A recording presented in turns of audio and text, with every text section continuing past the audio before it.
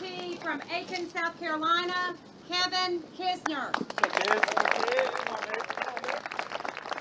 A lot of fan support urging Kisner on, trying to produce a low one today. Hit just 9 of 14 fairways yesterday.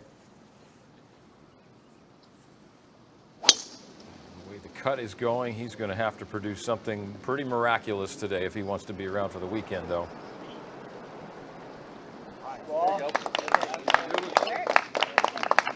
Next on the tee from Sea Island, Georgia, Harris English. Let's see Harris English get too flustered too often, but bogeyed the 7th, doubled the 9th yesterday to close out his round on the Plantation course, and didn't seem too pleased with that finish. We'll see what he has in store for us here on Friday. He really struggled with his swing. He said on the last hole, he said, I knew it was going to catch up to me at some point, and it did with that double, like you mentioned. They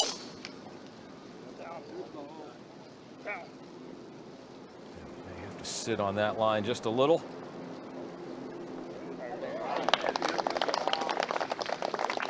And from Shawnee, Kansas, the 2015 and 2021 RSM champion, Robert Streb. Feast or famine here in Sea Island for Streb. The 2 victories, yes, but a couple of missed cuts and no other top 25 finishes to show for it.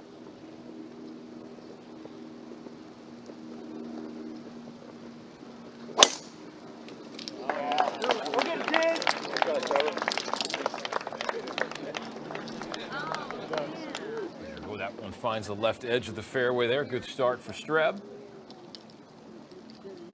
Getting at 80, 90, it's not quite 200 over. 200 is playing 210. Just how he releases up there. You like this? Just kind of flighting a draw kind of deal? All right. All right, get you to the start line. All right, Kiz and Big Dwayne got this one dialed in from 190. Well, if this gives you a sense, he hit driver 243 yards off that tee of how much that wind is into them. So big ask here from 190 right off the bat.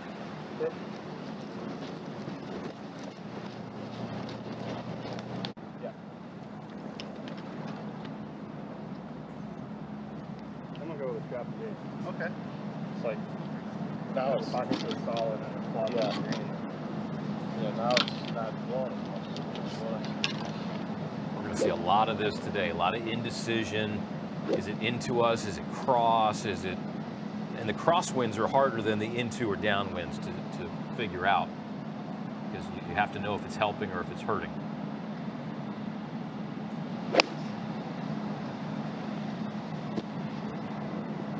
I was trying to start that at the pink here. And I started at the left of the pin. Streb cut off a lot of the angle by taking this down the left side of the fairway here, Steve. Just 147 to go. Yeah, really good ball strike here. You're going to see him aim a little. This pin's back right. Got 8 paces left of the hole. You see any spin today, and he's a high spin player, this Robert Streb, and it's going to be really exaggerated. So we're seeing the effects of this wind right off the bat here. How much different this Seaside course is going to play. Webb Simpson. 2 runner-ups and a 3rd place finish here for Simpson, making his 10th career start. We've dispatched Mark Carnival to track this group for us today. Swanee, no gentle handshake today. Drivers for most players saw fairway medals and driving irons off the tee yesterday as Webb anxiously looks at this one, and not what he was looking for. That's going to be a long bunker shot. Next on the tee from London, England, Justin Rose. Just the 2nd tournament start here in Sea Island for Justin Rose, making his 3rd start of the season. He was in the field at Mayakoba a couple of weeks ago at the Worldwide Technology Championship. Finished 40th there. Yeah, I think you were spot on. I think Webb Simpson certainly has had the success here. I think the game, the way he likes to work the ball, will be his advantage. Will play into his advantage today, I believe. Going with driver as well.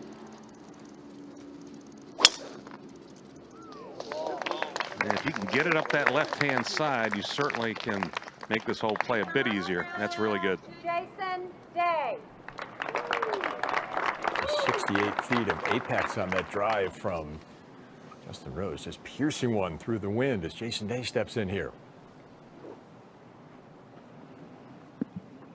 Hard to believe that JasonDay now ranked 96th in the world rankings. I mean, it has been really quite some time since he's played a lot of good golf, although a year ago tied for 12th here.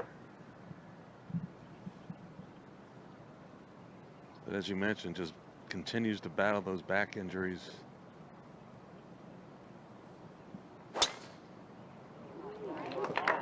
And this one looks really good as well.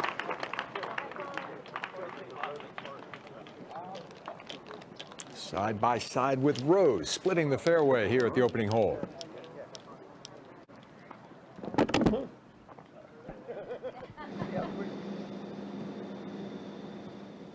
Up ahead, where all three players missed the green. Here's Kisner. Just missed it short. Didn't look like it caught the bunker up there, and that's pretty well executed.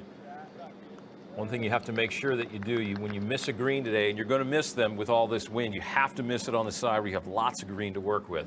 You cannot short side yourself like Harris English has done over here.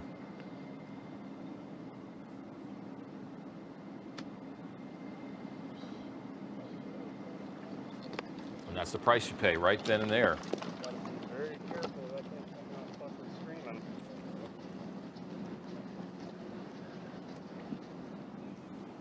Yeah, nice clean lie for Streb. Looks like he can slide the club face under the ball there. Nice. That was really well done right there. And you also have to make sure you miss it on the into the wind side too. If you're chipping and pitching downwind today, missing the green, Swanee, you are going to be in a world of trouble. All those shots happened earlier. Now we're caught up live with this group, and English trying to save par here. This is kind of the way his round ended yesterday. Oh, how about that four? That will brighten the mood a little bit. Completely stole one right there. That never looked like par, ever. He said, I stole one.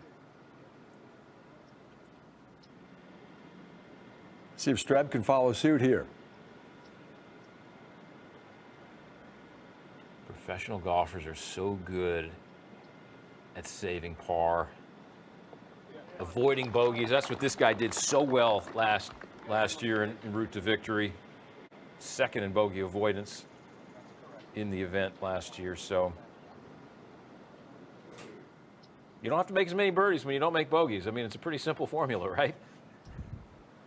A good chance we may get out of here unscathed with these three. Yep, that's par for Kisner as well. So nice short game work from the group. I think we're going to see a lot of grinding today over those 6-footers. It's going to be pretty commonplace, especially these into the wind holes like 1, 2, and 3, and 14, like Carney had mentioned earlier in the day. So they'll head up to the second. We'll drift back with these three now. I got straight half and half. That's 77. Yep. Simpson's got his hands full here, Con. Long bunker shot ahead of him, huh? How was it, buddy? Absolutely, 181, but he's also got that lip in front of him. And one of the things that the players got to pay attention to, there's a gap. There's a group of trees directly behind the hole, but there's a big gap there that comes down the second hole that really is where the wind will hit any of these approach shots. But definitely complicated here by getting it up, needing to get it up early there, Steve. Yeah, no question about that. The bunker looks a little soft out there too. You'd always like a really firm bunker, but maybe I'm not seeing it right. But you're right. Anything you're launching high in the air, and it's very easy to hang back and chunk this ball and have this thing come up 40 yards short. Certainly has to aim this a little bit to the right to play for the breeze, but if you were going to leave it anywhere, short right may not be the best spot, but certainly manageable.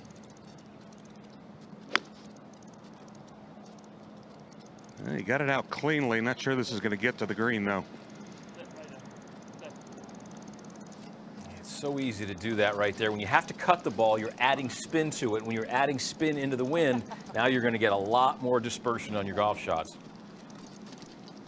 You want to hit those low trap draws on a day like this into the wind. Rose and Day, both right in the neighborhood of 145 yards or so.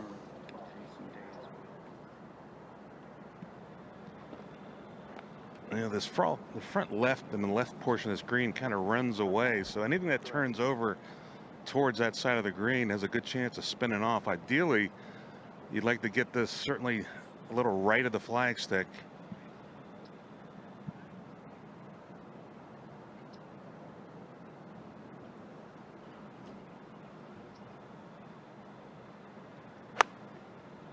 And that was an aggressive swing there. This a little bit out to the right. Yeah, good shot. Really solid right there, center of the green.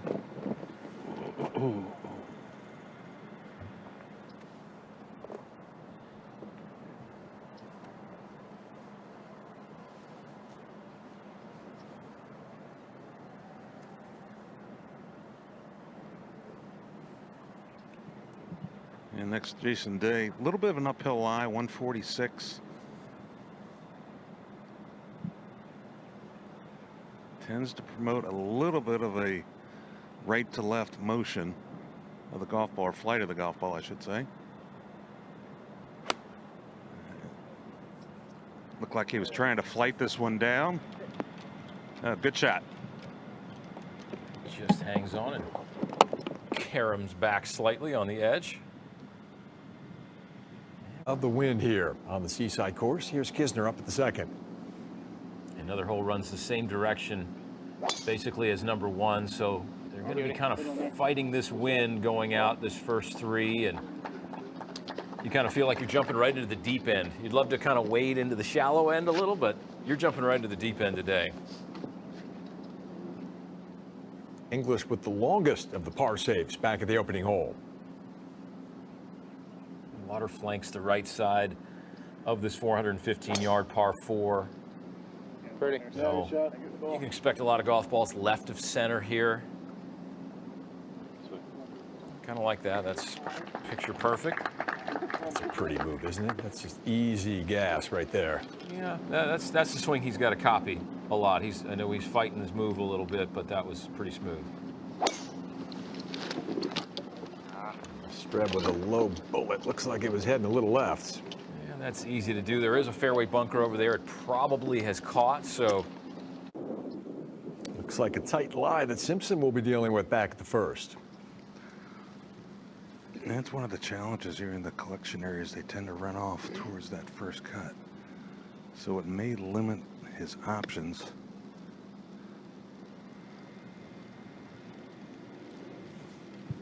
Yeah, all in all, pretty good shot there. I thought that was there. Group at the first in a moment. Up at 2.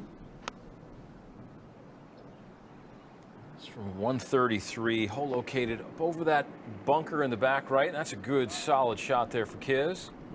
Same hole locations, obviously, as the opening days. All the players get a crack at each course the first 2 rounds. Yeah, they do. They do move it about 2 feet or so just to have a fresh cup, but almost essentially the same hole locations, although different conditions today with all this wind. Rose to start the round with a birdie. And this one's going to move right to left, maybe even promoted more by the breeze.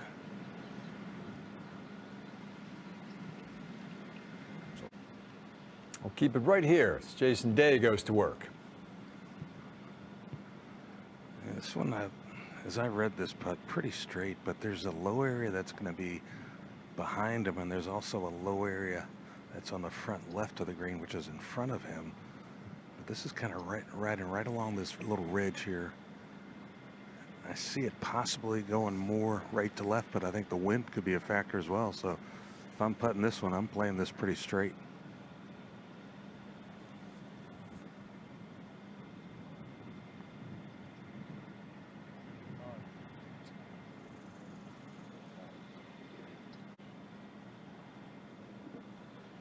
Very respectful of the speed on that one. A tap in par to start the day for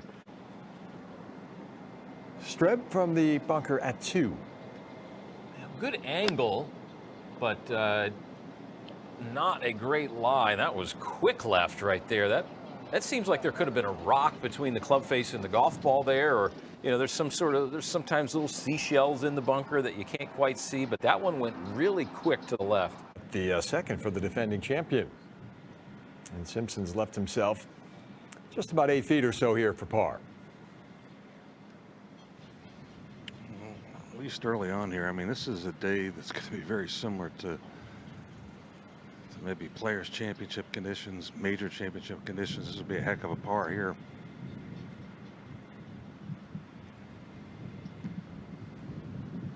Well, you say major championship conditions, you will get the attention of all 3 players in this group. For Simpson as we move back up to the second with English.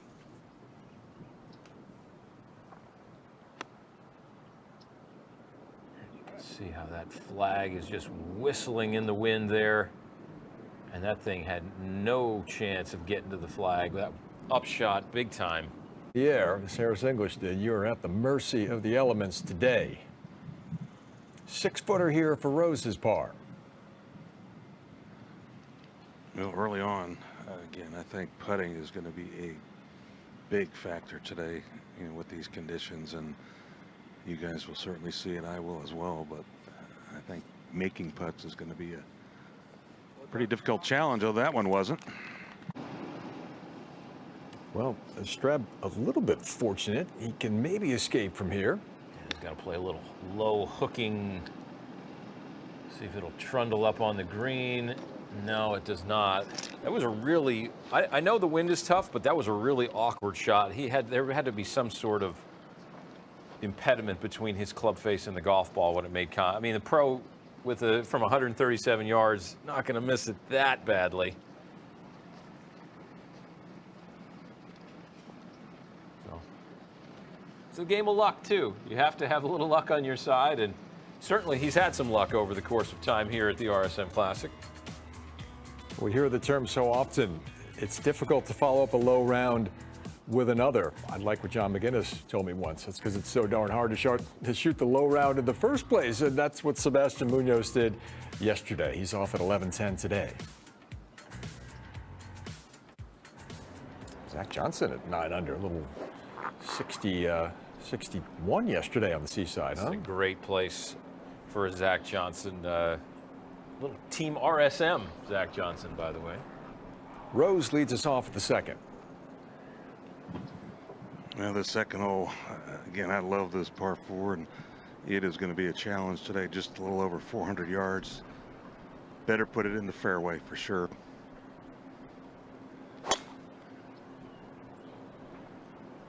Really well done. Looks good here for Justin. Steve, carbon copy of the opening tee shot as far as the height and the delivery of the golf ball. Yeah, he looks spot on right now with his swing. He's got such great footwork. He's got such great motion through the golf ball. A couple of easy practice swings for the Aussie before stepping in.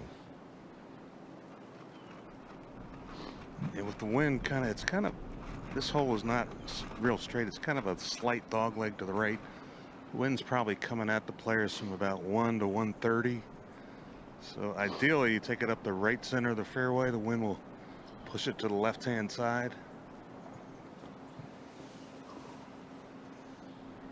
Looks like driver again here for J-Day.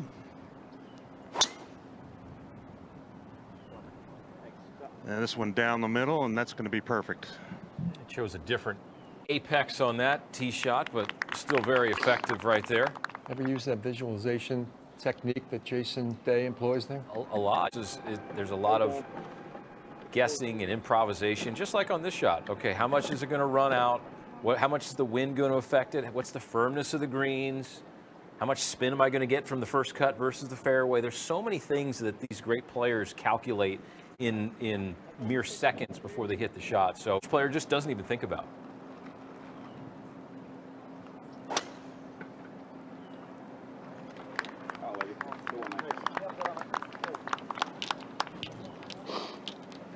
Everyone seems to like that one. All three players in the fairway back at the second. Cool, thank you. Hopefully we can get ahead of the crowd. Oh, yeah. It's not too bad. Yeah, cool. Simpson will be first to play when we get back there. English hold a long one for par at the first. This for birdie here at 2 from 55 feet. He should have gotten a little bit of a read from Streb's chip.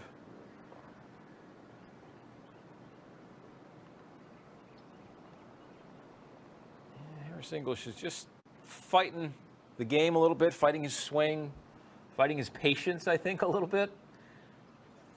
So he's going to have to summon some calmness over the last 16 holes here to get back in his on his form. Not calm conditions to summon that today, that's for sure. All right, Kisner went 0 for 18 yesterday and tried to make a birdie, and now he's 0 for 20. Very Kevin Kisner-like scoring, but hey, you can't win them all, right? You can't be in all the. English was 12th best on the tour in strokes gained putting last season. Twice a winner and saves par again. I think what you'll notice, and